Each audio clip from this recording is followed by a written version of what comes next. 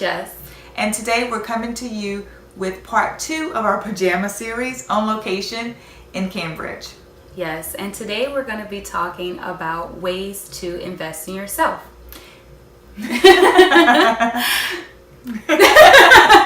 So yes, we're going to be talking with you today about ways to invest in yourself and sharing with you ways that we are already invested in ourselves and ways that we plan to invest in ourselves for 2019.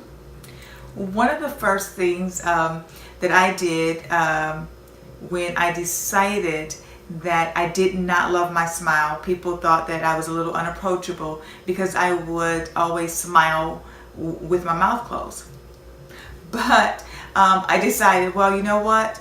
Let me do something about that. And I decided to get braces at 40 plus years old. So I started my quest to love my smile by getting braces. Now, let me tell you, there's one thing that kind of irked me.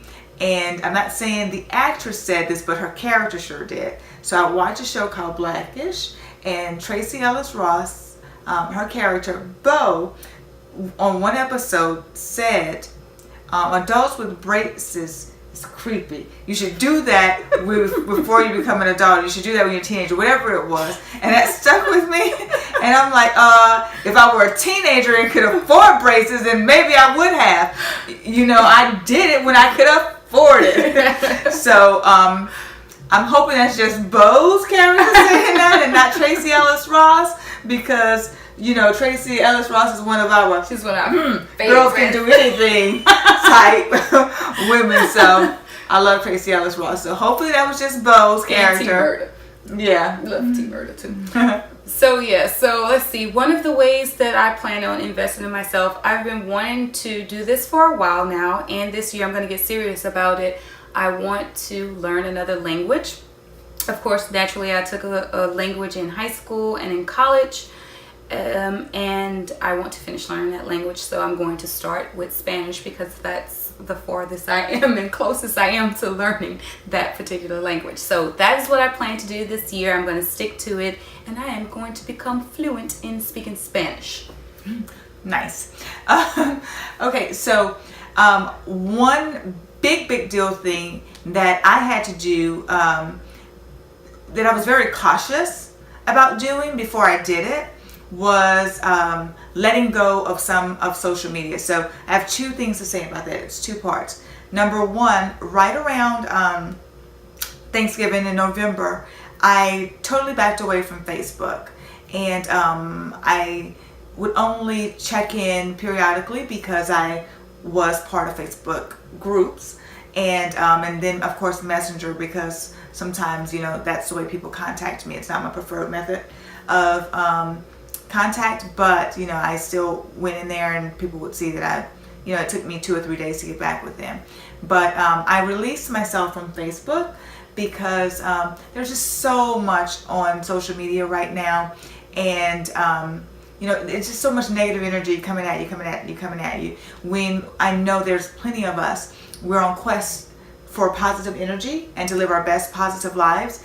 And it's so hard when you want to live a positive lifestyle when you're surrounding yourself with negative energy.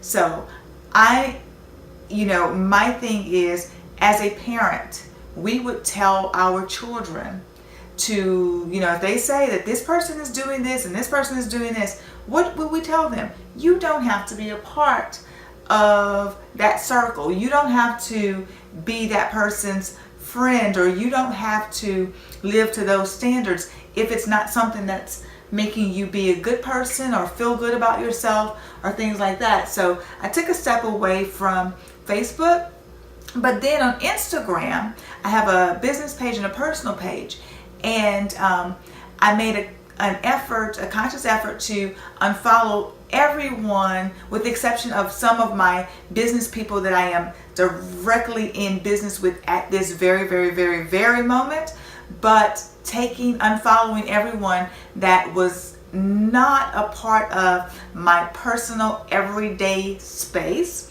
or those inspirations that are those things that I aspired to be or to look at. So I separated business from my personal Instagram page, even with whom I followed. And I made, so now for all my business relationships, I will follow from my business page, and I will like and comment and share and things from my business page. But as far as my personal page, I save that just for, again, immediate. And I felt bad because I felt like people were going to think if I unfollowed them, they were going to think it had to do with something that they said or something that they did, or I didn't like them anymore. But no, it was just that I was getting a feed of things that didn't have anything to do with me or my personal life or my personal goals at the moment. It was mostly my business goals and my business relationships. And not to say that sometimes your business and personal won't commingle, and won't be inspirations, and you build relationships. You absolutely do. But again, I just wanted to be able to see some family things, some friends things, and some daily inspirations that didn't have to do with business. Right. And that makes me think, we were talking about this when we weren't filming, about like your like mental health type of things. And I think that that's really healthy. It's kind of compartmentalizing. It's putting things in little compartments to make it easier to manage. When you're a busy person that have a lot going on, sometimes you just want to go to your business page and see business related things so you can stay in that frame of mind. Sometimes you want to go to your family page and only think about family related things and not have those two worlds, commingle all the time. That's something that we talked about and I started to do as well. And I think it's really helpful. I think it's something you can do on social media and kind of bring into your life. Like if business things are getting a little too friendly, you can always readjust things. There's no rule that says you can't readjust, reevaluate, and restructure things in the way that feels most comfortable to you. And those that love you and care about you will understand and be fine with it. Which is one of my favorite quotes, because those that love you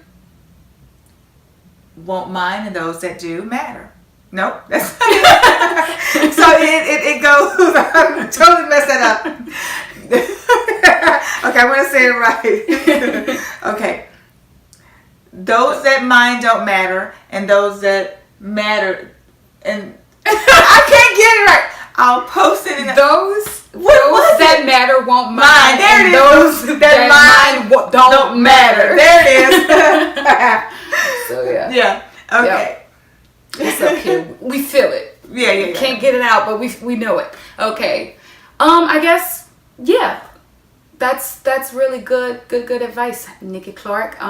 Good for social media, good for life, and basically we want to know what you all plan to do. What are some things and ways that you want to invest in yourself? We are going to put up our normal interactive post. And we're going to find the right quote. We're going to find the right quote. So we have a resource page on Nikki and Jess under our blog section that will coincide with the shows that we do to try to give you guys resources on things related to what we're talking about. So it'll be 10 best ways to invest in yourself, or we'll share with you the quote that we stumbled on getting out to you.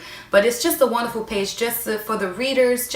We want to try to reach people in all ways, in as many ways as we can. And so saying that, we also have a community page, Women Who Raise the Bar, on Facebook. And again, check our Instagram story for answering these questions. We want to hear from you. We're going to put a question up. You just answer back in the story. What ways do you invest in yourself or plan to invest in yourself for 2019? Make sure you're following us on Instagram at Hey Nikki and Jess. Bye guys. Bye-bye.